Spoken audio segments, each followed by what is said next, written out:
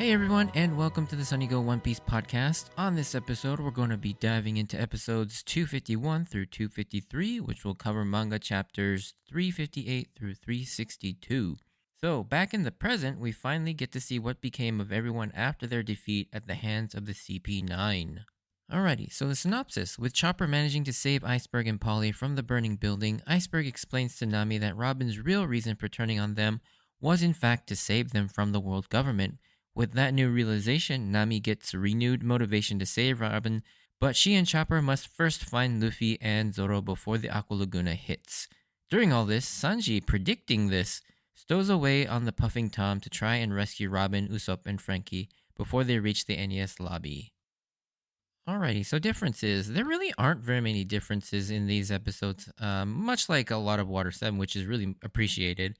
There's just a couple more scenes that are shown with when Robin's reminiscing about her time with the Straw Hats, as well as at the train station, the whole little side subplot of the train station attendants having that sort of like misinterpreting Polly and Nami's sort of relationship and thinking that they're in a romantic relationship that's been dealing with heartbreak and breakups and all that stuff. And then later on, there's a couple more added dialogue lines with those same station attendants as they look for the requested meat and booze that Nami had asked them for earlier. All right, so let's get into the episodes. I first have to say, episode 251 is a really awesome episode. It doesn't necessarily stand out so much because nothing all that exciting happens, but emotionally, this episode does a lot and really makes you feel so many things, which I'll explain in the coming minutes. So yeah, continuing from the last episode, we see the pretty funny full conversation between Spandam and Frankie, with Frankie still unable to recall his name correctly and calls him Spanda, in addition to him getting angry and correcting Frankie with the moo. I always found that funny. In my own headcanon, I like to think that Frankie actually knows his real name, but is mispronouncing it on purpose to annoy him, because how could Frankie possibly forget the guy that ultimately sent his father figure and mentor to his death? Like, I have a hard time understanding why he would ever forget that name. But so yeah, I think he's intentionally mispronouncing it. Of course, I have no real like evidence to back this up, but this is just something I like to think.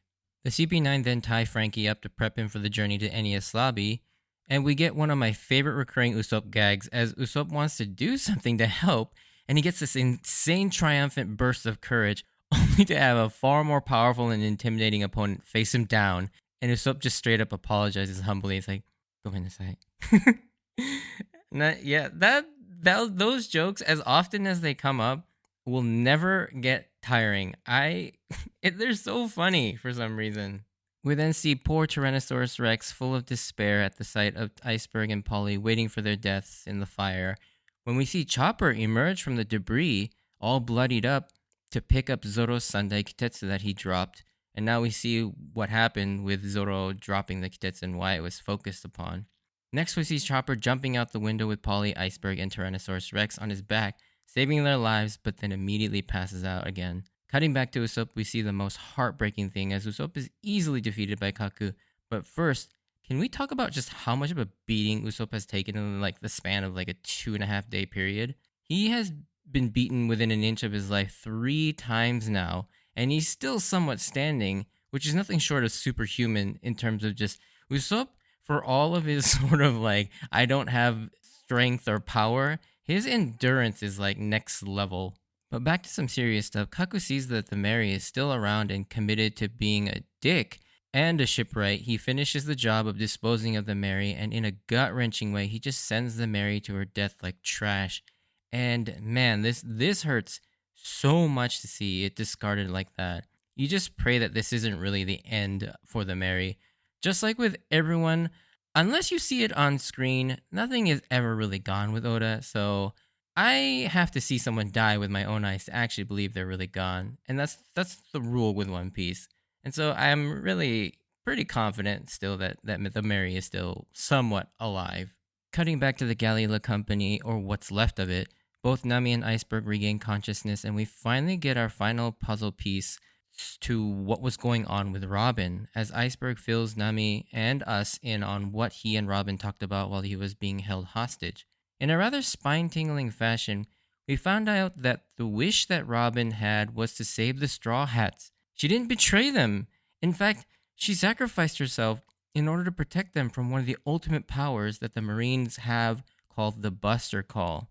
There is so much to talk about here. First off, just the tremendous sense of relief that Robin, in fact, is still a Straw Hat, and that all the signs that Robin has really grown to love the crew and cares for them deeply that we've seen up to this point is so satisfying to finally hear her true emotions and true feelings towards the crew. Like I've said on multiple occasions, it's always been veiled in this sense of doubt and mystery, but for the first time, we get firm confirmation that Robin is in fact a Straw Hat at heart. In the flashback, Iceberg tries to lecture Robin the same way he did to Frankie about how dangerous even the simplest of pursuits can be, even one as innocuous as wanting to learn the history of the world, when that information can be used for unspeakable destruction. It's here you start to see the amazing story connection between both Frankie and Robin's stories and themes, as they both have dreams, but their dreams, if used for the wrong purposes, are incredibly dangerous. But what Iceberg failed to see, but Tom and Luffy do see, is that none of that matters. Merely existing is not a crime. And just because you have the potential to cause destruction does not mean you will or that you are inherently a dangerous person that should not be allowed to exist. Iceberg then really strikes a nerve with Robin by bringing up the Ohara incident, which is something clearly very traumatic for Robin, as she has easily the strongest emotional reaction we have seen from her thus far. And you can really feel it in her voice, as it's full of rage, yet also seems like she's on the verge of breaking down and crying at the same time. And credit to Yuriko Yamaguchi for an amazing performance here. She yells back at Iceberg that he doesn't know anything about Ohara, and that he has no idea the extent to which the world government messed up her life. This now just makes us insanely curious as to when we'll actually get to see Robin's full flashback, because up till now there have been hints and vague allusions to whatever happened, but it's still, for the most part, a complete mystery. And now with the reveal of things like Ohara and the Buster Call, you can't help but think, what the hell has this woman been through in the last 20 years? Robin then explains what happened to her since they arrived at Water 7, and how she was coerced into working for the CP9 under the threat of the Buster Call being deployed on the Straw Hats. What's interesting is that Robin seems to know about this Buster Call a great deal, even though it seems like something that is rarely used. It's almost treated like a nuke in the real world, which leads us to think that perhaps she's seen what this thing can actually do firsthand. Something can only be under normal circumstances deployed by one of the three admirals, and the fleet admiral has been allowed just this one time by Aokiji to be used by the CP9 instead. Robin then goes on to explain the incredibly sweet and amazing reason why, for the first time in 20 years, she hasn't been able to just hightail it and run away. Up till now, she's been using and betraying everyone just to survive, but for the first time in her life, she's finally come across a group of people that love and care for her and consider her a nakama. This time, she doesn't want to betray anyone in order to survive. This time, she wants to protect them. Even going so far as when Iceberg scolds her about protecting them at the cost of the entire world, she doubles down on that, which is awesome that Robin is truly a loyal Straw Hat. Upon hearing all this, Nami is relieved and relaxes and even kind of falls over from that. But I love her reaction, how she does that. Like, just this huge amount of weight has been lifted off of her because of the fact that she now can rest easy that Robin didn't betray them. And now that they know all that, they can concentrate fully on getting her back. The excitement in her voice is the same feeling we all have now that we're not wavering either. Their strength is unbound, as we know, especially Luffy with his insane determination and focus is unstoppable when it's focused on something. And I love that reversal of when Iceberg asks her, with everyone beaten, what are you even going to do now? And she simply responds, now? You mean it starts from now? And of course, Nami is this confident and excited because she knows firsthand what they're capable of when they try and save one of their own, because she was rescued in a very similar way back on Arlong Park. With this new renewed sense of purpose, Nami gets up to regather everyone and tell them the good news. Her first person is Chopper, and poor guy, he's passed out from all these injuries and smoke inhalation. And keep in mind, the smoke must have been really bad for Chopper considering how strong his nose is. Nami runs up to him and just starts repeatedly and comically karate chopping him in the face to wake him up. And one thing I love that you get in the anime in this moment is how each time she chops him, his limbs sort of twitch up and down. We then flash back to a certain cook that we've kind of lost track of as we get another one of Sanji's badass reveals as we flash back to the moment Sanji and Chopper split up and get to see the rest of their conversation about how Sanji coolly says to Chopper, "A real man forgives a woman's lies." As Sanji already knew that Robin was lying to them, which again makes sense. Sanji is easily the most emotionally intelligent member of the crew because of his overall kindness to others. He can see right through all of that. And back then, we didn't know why Sanji just disappears on his own.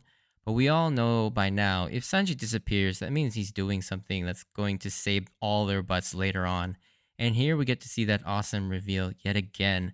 And just like in Little Garden with Mr. Three's hideout, or Alabasta and Rain Dinner's casino, as well as Skypia aboard the Maxim, we probably get my favorite reveal, even if it's like the most understated one of the bunch, as Robin is being escorted onto the Puffing Tom, surrounded by the Marines and the CP9 and the world government agents. The stakes are at its highest in terms of possibly losing Robin forever. The camera pulls back to a dark alley where a lighter flickers. And I kid you not, when I first read this moment in the manga, I got so excited. I threw my manga up in the air yelling, "Sanji!" Then to cap it off, he just coolly says, "Bingo." I mean, so awesome. Like, this moment works so well because from Frankie's flashback, we understand what's at stake if they take off with Robin in that train. There's no turning back, and it will become infinitely harder for them to get her back. With Luffy and Zoro still MIA, Sanji is the last line of defense to save not only Robin, but also don't forget that Frankie and Usopp are about to be put on this train as well, who need saving. So when it's revealed that one of the monster trio is on site, still in good fighting condition, there's still a chance, and that he can at least buy some time till Nami, Chopper, and Luffy and Zoro can get and regroup with them. And it just feels so good to know that Sanji is there. Like, just, yeah, there is just something about the fact that Sanji is this reliable crew member is still around to help out. I mean, things are still in a dire situation, but they're starting to finally look up. And what a way to end an episode. And I freaking love this moment. Easily one of my favorite hype moments of One Piece in general. Like I said, it's not necessarily one of those like most significant or flashy moments in the series, but for the emotional setup and payoff it provides, this moment has always stuck with me so much, and I get chills every time I see it or read it. But of course, in the very next episode, he kind of ruins that cool vibe with that ridiculous White Knight daydream and that stupid face with the over-exaggerated lips. I do love that after noticing Usopp is captured, Sanji is like, "So much for the sorry for causing you guys trouble up till now." And he just goes, "You're still causing us trouble." And yeah, it's kind of I understand Sanji's sort of exasperation here. It just reinforces that of course Sanji is still worried about Usopp and wants to save him too. And yeah, it's a pretty sweet moment between them. Speaking of sweet moments, we see Chopper all cutely reacting to the news that Robin doesn't hate them. And on a side note, with all the shipwrights calling Chopper a raccoon dog or tanuki is a running gag I know I've mentioned in the past, but this is a play on one of the words for reindeer in Japanese is tonakai, which sounds very similar to tanuki. Although I have no source for this next little tidbit, but I have to think that this is most likely a reference to the long-standing gag in the classic children's anime Doraemon, where many people often mistake Doraemon for a tanuki as well, and he always gets offended and corrects them, saying that he's actually a cat-like robot instead. And yeah, the similarities are definitely not lost on me in that regard. Anyways, Iceberg informs him that there's a time limit of 30 minutes before the train departs for NES Lobby, and it sets up the stakes that if they want to retrieve Robin and the others, they need to do it before the time runs out, or else there's no telling when they can get them back again. Polly then rallies the remaining Galila shipwrights and orders them to assist Chopper with finding Luffy and Zoro, while Polly takes Nami to this train station directly to try and intercept Robin.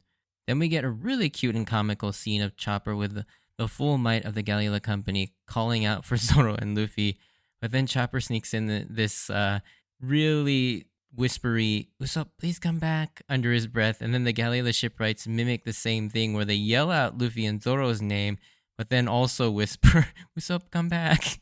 It's pretty funny. Sanji, realizing that no one is going to make it to the train station on time, decides to board the train himself, while we learn that both Luffy and Zoro got themselves stuck in various places around the city, which to me always seemed like a convenient plot contrivance on Oda's part to make it so that they can't get to the train on time, especially Luffy. Zoro, I could always understand because he just kind of fell into the chimney, but Luffy getting stuck in there like that seemed like a kind of a lazy writing decision to me. I mean, ultimately, it really doesn't matter, and I never really cared about it all that much. But it's just like it kind of takes you out of the moment a little bit. Cutting back to the train, we watch Robin reminisce over her journey with the Straw Hats and her renewed sense of purpose. But then having to say goodbye to all of that and her nakama is heartbreaking. But little does she know that Usopp is actually on the train with her, as well as Sanji is on his way to rescue her. In addition to Nami being so close to reaching her, but ultimately falls short by just a few moments. This scene always hurts, but it's also oddly reassuring that it's confirmation that Robin truly loved and cared for the Straw Hats and really enjoyed her time with them, and above all, she wanted to stay with them. One other thing I kind of wanted to mention is the thing that kind of hits you really hard when you look over the past and remember that line that she says to Cobra as she's kind of accepted her death in Alabasta as the temple starts to crumble around her.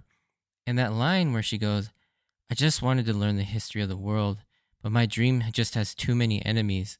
And you finally realize the extent of what she meant by this. Not only does she always have to contend with pirates, marines, and bounty hunters, but really, it's the full might of the world government that she was talking about. And when you revisit that scene, and that line, you understand just how much Robin had endured. But the sad reality is, we don't even know the half of it, as we'll see in the next arc. But yeah, seeing her, reminisce about all the past scenes, especially the ones from Alabasta, kind of got me thinking about that one line.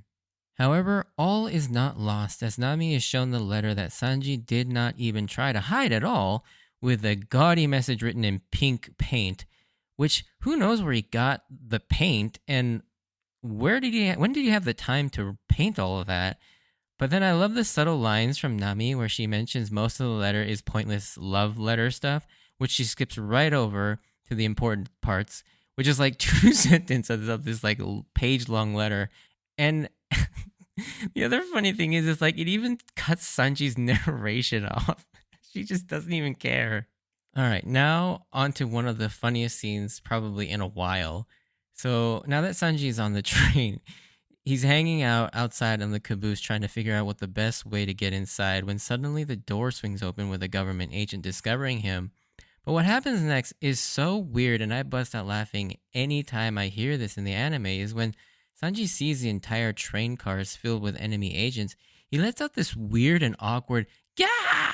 scream that we've never heard before or since from Sanji. And it's just, I can't tell if he's like surprised or if this is like some sort of a weird battle cry laugh or scream, but it's just so weird.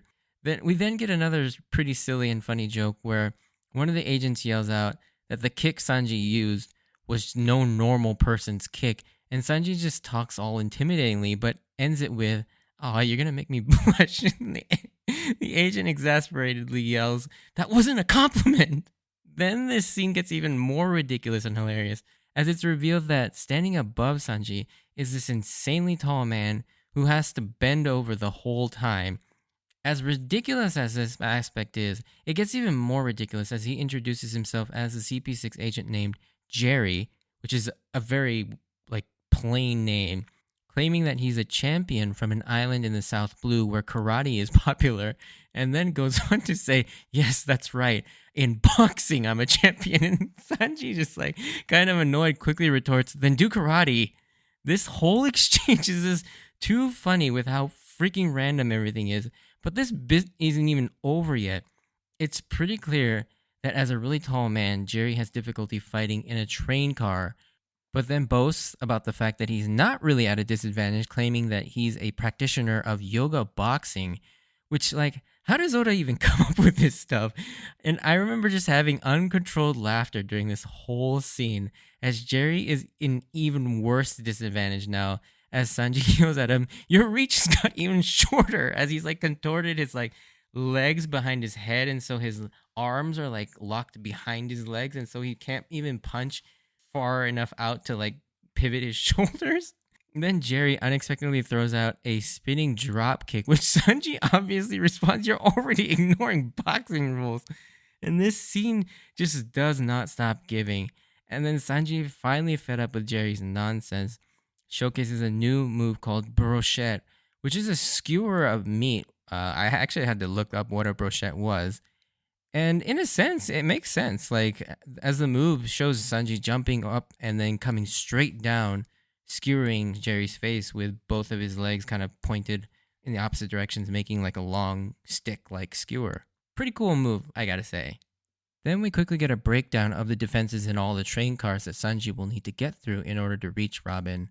And it's kind of cool that Sanji gets all this dedicated time to shine now, since he's been largely absent from most of his arc. And all this information obviously just sets up Sanji's sort of journey through the train as these next few episodes will unfold.